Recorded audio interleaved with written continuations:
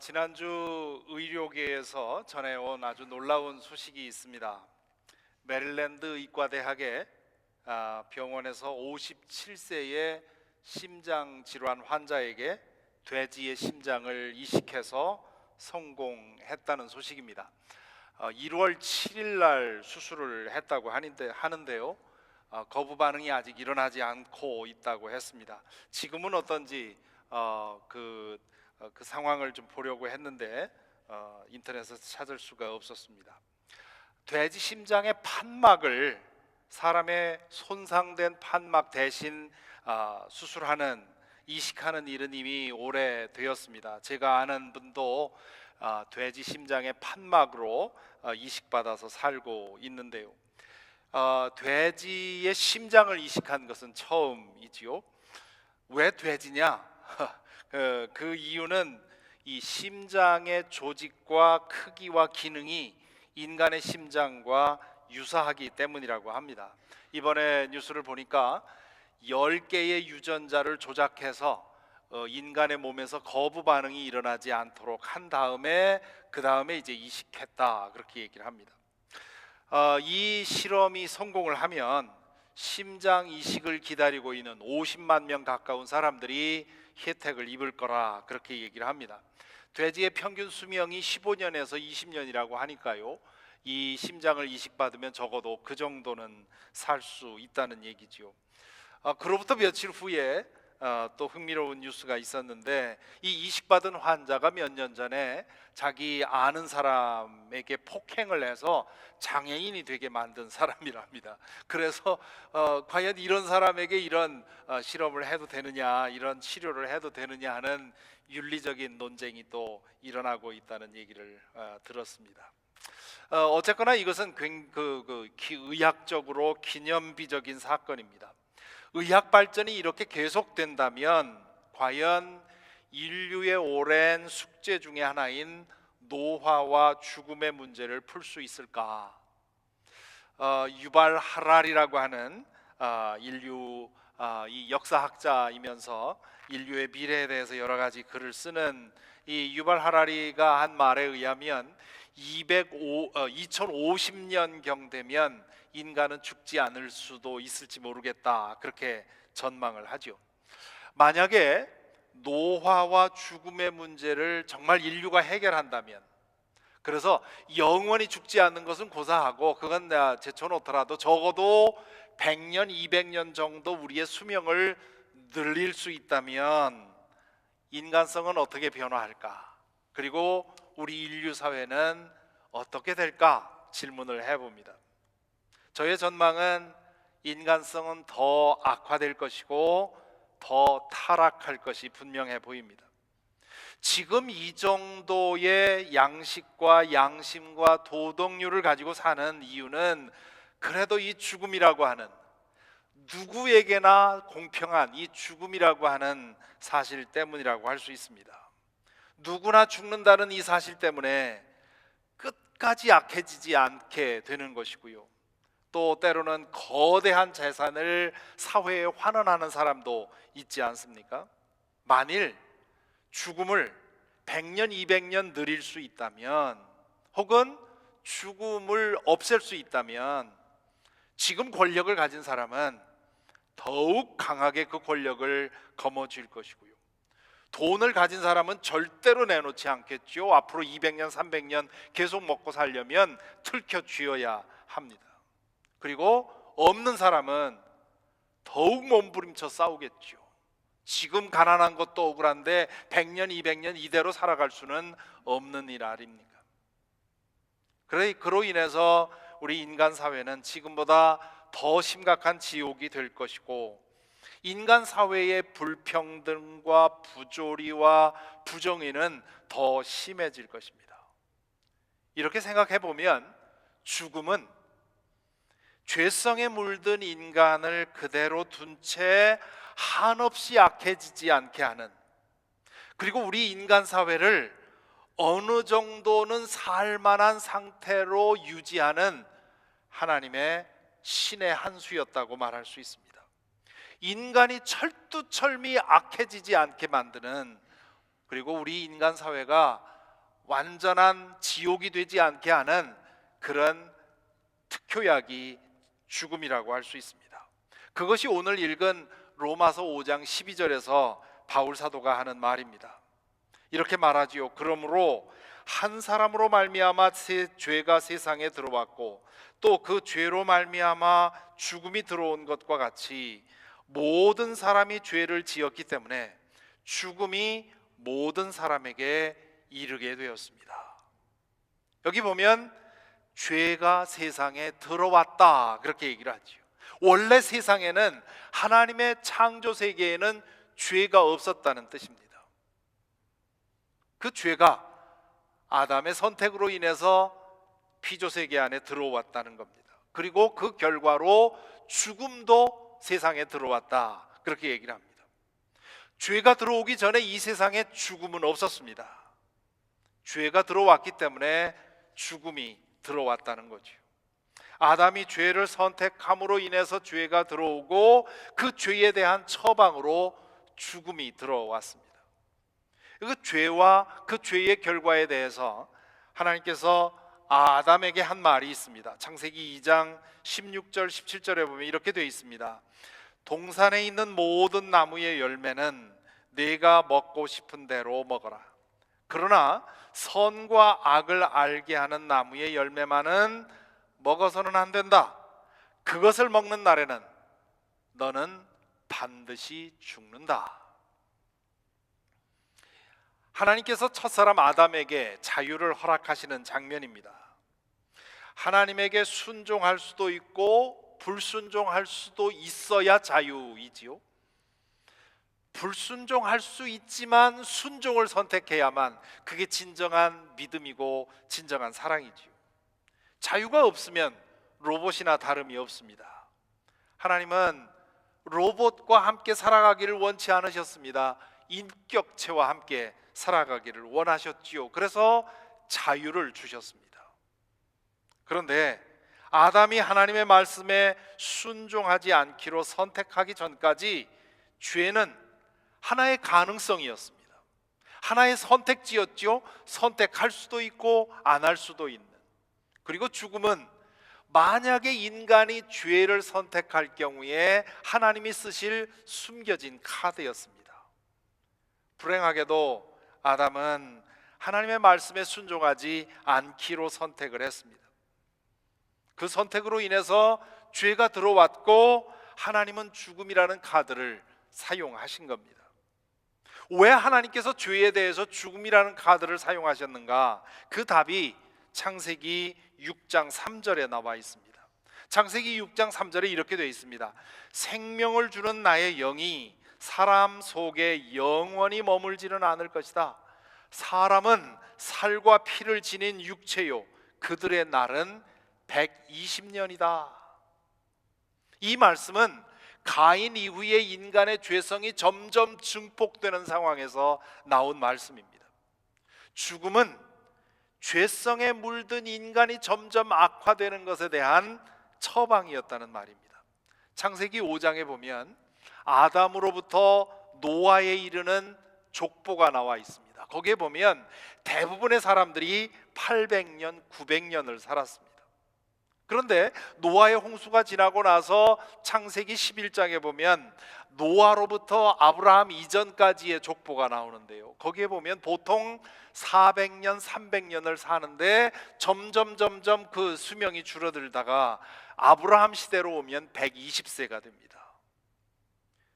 왜 인간의 수명이 900년으로부터 점점 줄어서 120년이 됐을까요? 물론 여기에 대해서는 여러 가지 해석이 있습니다. 저의 생각은 인간의 죄성이 점점 심해졌고 세상은 점점 지옥으로 변해갔습니다. 그래서 인간의 수명은 참 점차로 줄어들었습니다.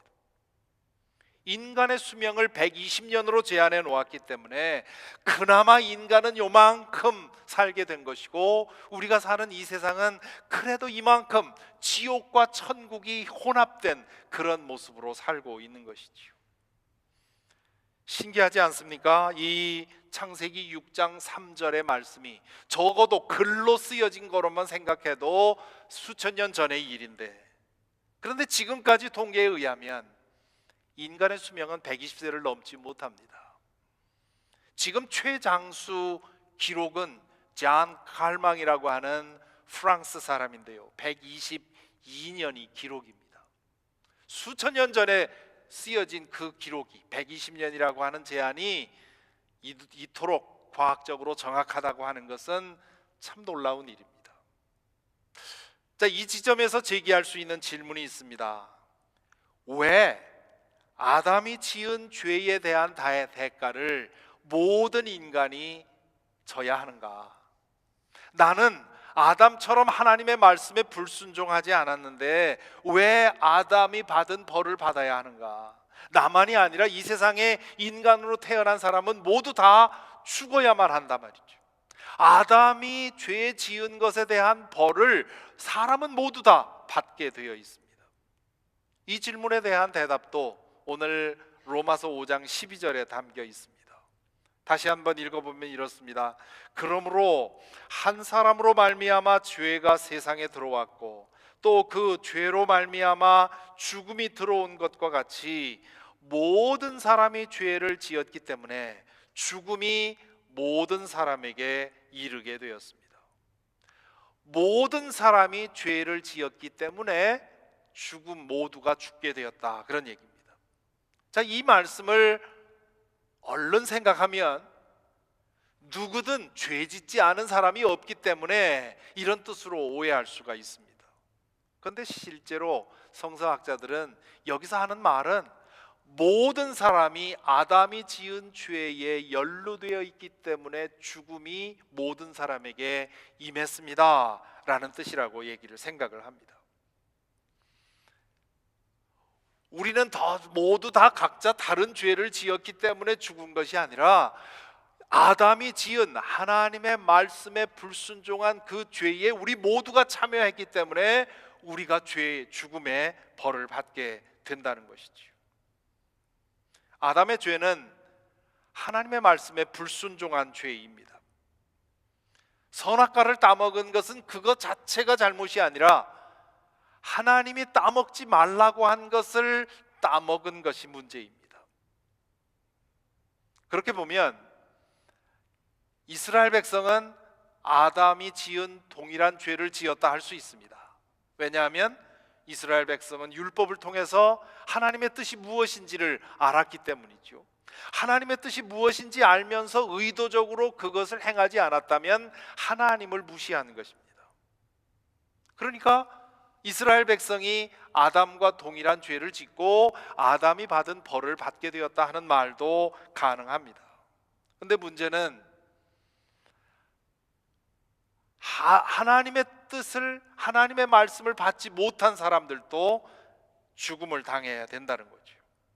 율법이 주어지기 전에 살았던 사람들, 혹은 율법이 주어진 이후에 살았던 사람들 가운데 율법을 모르는 이방인들, 율법을 알지 못했던 민족들, 이런 사람들은 이것이 하나님이 명령한 것이 아닌 것을, 하나님이 명령한 것이라는 사실을 알지 못하면서도 하나님의 명령을 어긴 죄에 대한 대가를 받은 것입니다. 왜 그럴까? 로마서 5장 13절 14절에서 바울 사도가 거기에 대해서 이렇게 대답합니다. 율법이 있기 전에도 죄가 세상에 있었으나 율법이 없을 때에는 죄가 죄로 여겨지지 않았습니다. 그러나 아담 시대로부터 모세의 시대에 이르기까지는 아담의 범죄와 같은 죄를 짓지 않은 사람들까지도 죽음의 지배를 받았습니다. 아담은 장차 오실 분의 모형이었습니다. 저 여기서 바울 사도가 어떻게 추론하느냐 하면, 인간은 다 죽는다. 하나님의 명령을 알았던 사람도 죽고 하나님의 명령을 몰랐던 사람도 죽고 인간으로 태어난 사람은 다 죽는다. 그렇다면 그 죽음은 하나님에게 불순종한 죄에 대한 대가였습니다. 그렇다면 인간은 누구나 아담이 지은 죄에 연루되어 있다는 것이죠.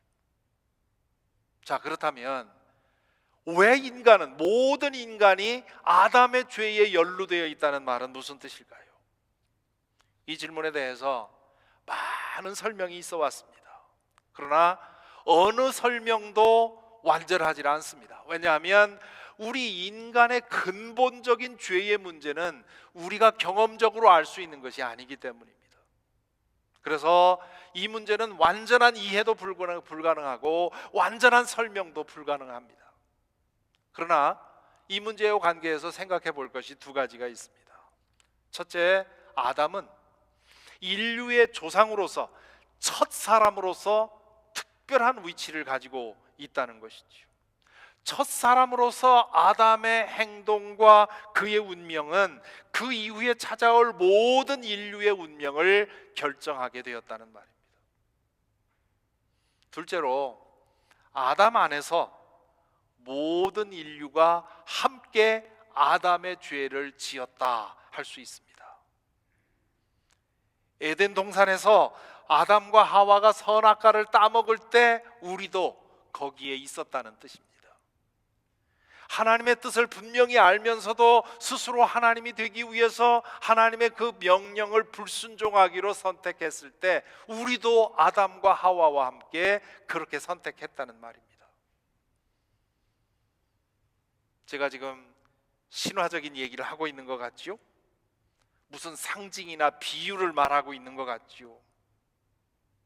왜 이것이 이렇게 우리의 경험으로는 믿겨지지 않는가?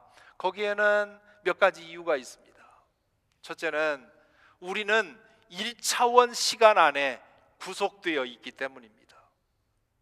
1차원 시간 안에 사는 우리에게는 아담은 적어도 수천 년, 수만 년, 수백만 년 떨어진 그런 먼 과거의 사람입니다. 그러니 그 사람과 우리 사이에 관계가 있을 수 없지요.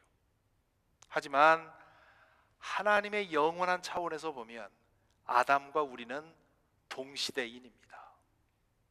또한 우리는 유물론적인 인식과 개인주의적인 인식에 물들어 있습니다. 그렇기 때문에 나는 나고 너는 너지요. 그러나 하나님의 차원에서 볼 때 우리 모두는 한 몸입니다. 한 운명체입니다. 나의 죄는 너의 죄고 너의 죄는 나의 죄입니다. 아담 안에 내가 있고 내 안에 아담이 있다고 하는 것은 상징이나 비유가 아니라 하나님의 시각에서는 현실일 수 있다는 거지요. 바울은 어떻게 이 사실을 알고 이렇게 말했을까? 아마 그의 영적인 체험에 해답이 있지 않는가 싶습니다. 고린도전서, 고린도후서에서 보듯이 바울 사도는 영적인 체험을 수없이 했습니다. 3층천, 당시의 사람들은 하늘이 7층으로 돼 있다고 생각을 했는데 내가 3층천에까지 끌려 올라갔다고 얘기하지 않습니까? 지금 내가 처해 있는 시간과 공간을 초월해서 하나님 나라를 보게 된 것이죠. 그렇게 됐을 때 하나님의 시각에서는 우리 모두가 동시대인이고 한 몸이고 나와 너가 다름이 없다는 사실을 그가 영적인 체험을 통해서 보게 되었을 것입니다. 예수님의 말씀에서도 그런 말씀들이 나오지요. 아브라함이 있기 전에 내가 있다. 우리 인간의 시간적인 차원에서 보면 말도 되지 않는 말인데 하나님의 영혼의 차원에서는 아브라함이 있기 전에 예수님이 있었고요. 그리고 지금도 있고 과거는 흘러간 것이 아니고 미래는 아직 오지 않은 것이 아니고 하나님이 보실 때는 과거도 여기 있고 미래도 여기 있고 현재도 우리 가운데 있는 겁니다.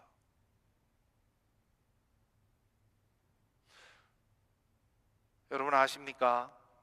우리 모두 에덴에 있었습니다. 아담이 선악과를 따먹을 때 우리도 거기에 있었다는 거죠. 그러므로 한번 기억해 보십시오. 선악을 알게 하는 그 나무 열매의 맛을 여러분이 다 기억하고 있을 겁니다. 인간이면 누구에게나 이 에덴의 기억이 있습니다. 우리가 호시탐탐 죄를 탐하는 이유가 뭡니까? 에덴에서 먹었던 그 열매의 그 달콤한 맛, 그것을 기억하기 때문에 그 맛을 또 보고 싶어서 죄를 탐하는 것입니다. 전 세계에서 가장 인기 있는 로고가 있습니다. 애플 로고입니다. 이 로고에 대한 음모론이 있어요. 이건 사탄의 은밀한 장난이다. 인간의 원죄를 자극하기 위해서 이런 로고를 만들어냈다고 하지요.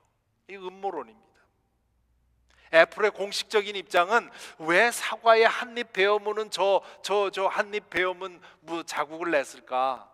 애플의 공식적인 입장은 저 한입 베어문 자국을 내지 않으면 저게 애플인지 체리인지 구분을 못할 것 같아서 그랬다고 얘기를 합니다.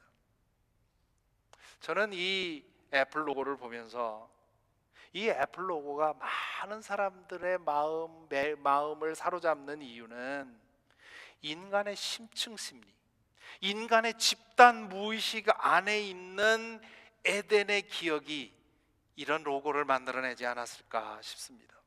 그리고 그 에덴의 기억이 모든 사람들에게 있기 때문에 저 로고를 보았을 때 묘하게 끌리는 거죠. 제가 지금 이 말을 하면서 애플 제품을 사용하지 말라는 그런 얘기를 하려고 하는 게 아닙니다. 저도 아이폰 사용하고 있고요, 아이패드로 열심히 설교를 준비합니다. 중요한 것은 이 로고가 우리 인간의 집단 무의식 그리고 심층 심리 저 깊은 속에 있는 그 원시의 기억, 에덴의 기억, 아담과 함께 선악과를 따먹었던 그 죄악의 기억을 기억나게 하는 도구가 아닌가 생각을 하는 겁니다. 최초의 인간 아담이 지은 죄, 그리고 그와 함께 우리 모든 인류가 가담한 죄, 그것을 우리 신학적인 용어로는 원죄, 오리지널 신이라고 얘기를 합니다. 우리 죄에는 세 가지 차원이 있습니다. 첫째 차원은 죄의 행위가 있습니다. 해서는 안 될 일을 하는 것이지요. 눈빛으로든 입술로든 손과 발로든 해서는 안 될 일을 하는 겁니다. 미워하지 말아야 하는데 미워하거나, 탐하지 말아야 할 것을 탐하거나, 나의 이익을 위해서 거짓말을 하거나, 우리는 주로 이런 것을 가지고 죄라고 하지요. 신학적으로는 이것을 자범죄라 그렇게 부릅니다. 죄의 두 번째 차원은 죄성에 물든 우리의 존재를 가리킵니다. 죄성에 물들어 있어서 속절없이 죄를 탐하게 되는 우리의 존재 상태, 바울 사도가 로마서 3장 9절에서 유대 사람이나 그리스 사람이나 다 죄 아래에 있습니다 라고 할 때 그 죄, 로마서 6장 16절에서 바울 사도가 여러분은 죄의 종이 되어 죽음에 이릅니다 라고 말할 때 그 죄, 우리가 어쩔 수 없이 죄의 힘에 눌려서 죄를 지으면서 살 수밖에 없는 우리의 존재 상태, 그것이 죄의 두 번째 차원입니다. 이것이 원죄의 한 모습입니다. 셋째 차원은 하나님의 창조 질서가 왜곡된 것을 가리킵니다. 우리의 존재 상태가 죄성에 물들어 있는 것보다 더 근원적인 문제, 그것은 첫사람 아담의 선택으로 인해서 하나님의 창조 세계가 깨어졌다는 겁니다. 그래서 혹시 인간이면, 이 하나님의 피조 세계 속에 태어난 인간이면 누구도 죄성을 벗어날 수 없다고 하는, 그래서 우리는 죄를 생각할 때 이 세 가지 차원을 다 생각을 해야 합니다. 죄는 행동만의 문제가 아닙니다. 우리의 존재의 문제입니다. 죄는 나 개인만의 문제가 아니라 인류 전체의 문제입니다. 죄는 인간만의 문제가 아니라 우주적인 문제라는 겁니다.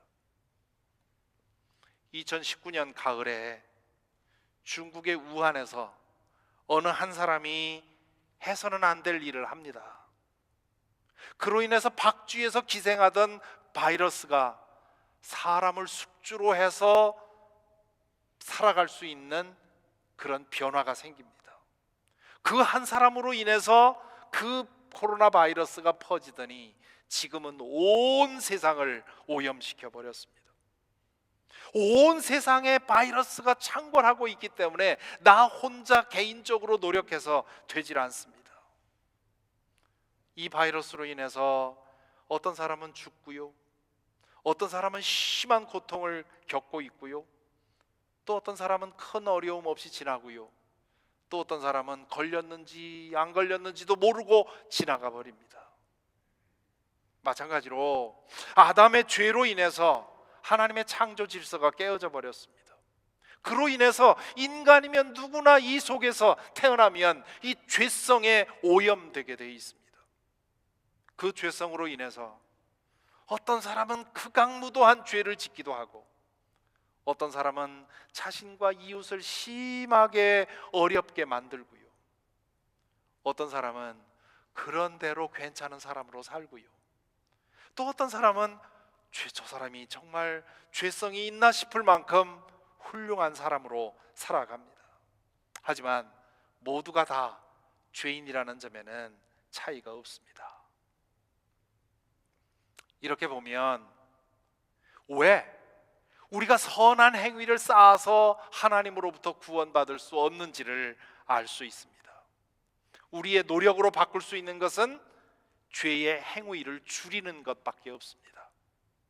그러나 그것보다 더 심각한 문제는 우리의 존재가 죄성으로 물들어 있다는 것이고 하나님의 선한 피조 세계가 깨져 있다는 것입니다. 이 두 문제가 해결되지 않으면 우리의 행동을 고치는 것만으로는 희망이 없다는 거죠. 이렇게 보면 노화와 죽음의 문제를 아직 인류가 풀지 못한 이유를 이해할 수 있을 것입니다.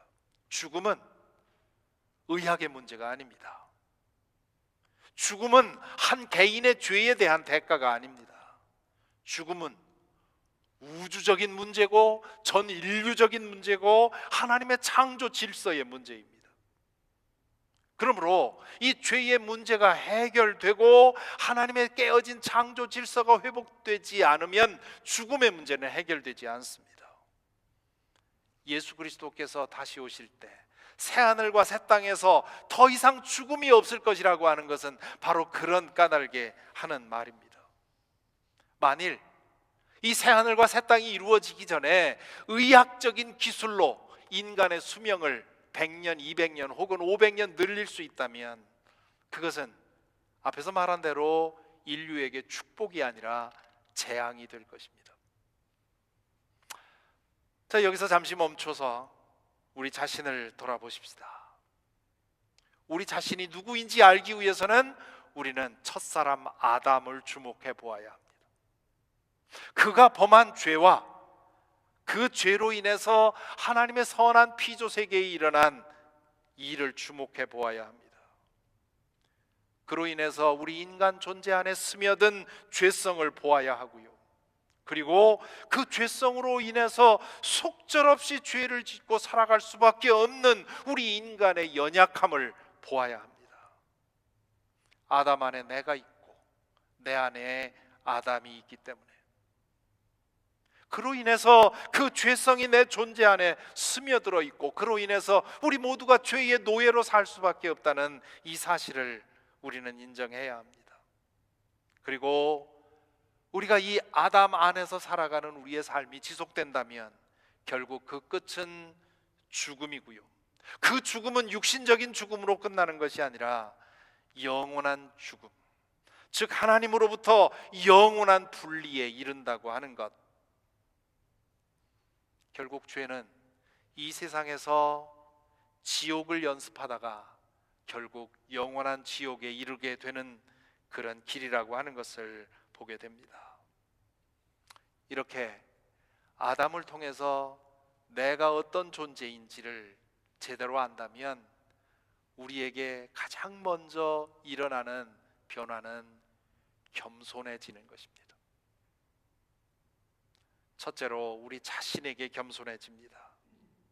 내 속에 무엇이 있는지 알기 때문에 로마서 7장 18절에서 바울 사도가 말한 대로 내 속에 도무지 선한 것이 아무것도 없음을 알기 때문에 조건이 갖추어지면 내가 어떤 생각, 어떤 말, 어떤 행동을 할지 모르기 때문에 다윗처럼 내 죄가 항상 내 앞에 있나이다라고 고백하면서 늘 깨어있기를 힘쓰겠죠. 두 번째로 우리는 이웃 앞에 겸손해질 것입니다. 우리가 모두 다 같은 질병을 앓고 있기 때문입니다. 요즘 코로나에 감염되었다는 소식을 끊임없이 듣습니다. 과거에는 코로나에 감염되었다고 하면 아유 어떻게 그렇게 조심성 없이 그러다가 걸렸냐고, 과거에는 작년만 해도 그렇게 얘기를 하지 않았습니까? 지금 너무나 많은 사람들이 앓고 있기 때문에 이제 더 이상 그런 생각 안 하지요. 나도 어느 순간에 걸릴 수 있다고 하는 생각을 하기 때문에 함부로 그렇게 생각하지 않습니다. 나에게도 같은 문제가 있음을 알게 되면 다른 사람의 죄를 보고 심하게 비판하거나 비난하거나 정죄하지 않습니다. 정도의 차이가 있을 뿐 나에게도 그런 것이 있다는 것을 인정하기 때문이지요. 저 사람이 나보다 더 나쁘게 살고 있다면 그 이유는 내가 그만큼 악해질 수 있는 상황에 있지 않기 때문인 것을 알기 때문에 우리는 이웃의 모습을 보고 함부로 단정하지 않습니다. 그리고 셋째로 하나님 앞에 우리는 겸손해지게 됩니다. 우리 스스로의 노력으로는 이 죄의 문제를 해결할 수 없다는 것을 알기 때문에 우리의 노력과 우리의 수양과 우리의 결단으로 죄의 행위도 줄일 수 없다면 우리를 오염시키고 있는 이 죄의 오염으로부터 우리를 치료하고 하나님의 깨어진 피조 세계를 변화시키는 것은 우리에게는 불가능합니다. 그러므로 우리는 이 죄의 문제 앞에서 하나님 앞에 고개 숙여 우리를 이 죄의 굴레와 죄의 노예됨과 그리고 죄로 인해서 깨어져 버린 이 우주적인 하나님의 창조 질서를 회복해 주시라고 하는 그런 기도와 간구를 할 수밖에 없습니다. 이 죄의 문제로부터 우리가 구원받을 수 있는 길은 오직 하나님에게밖에 없다는 사실을 알고 우리는 하나님 앞에 겸손해지게 됩니다. 오늘 이 말씀을 통해 내 안에 아담이 있고 아담 안에 내가 있다고 하는 사실 마음속 깊이 인정하고 내 속에 무엇이 있는지를 인정하고 나 자신에 대해 그리고 우리 이웃에 대해 그리고 하나님 앞에서 겸손히 살아가는 저와 여러분이 되기를 간절히 기원합니다.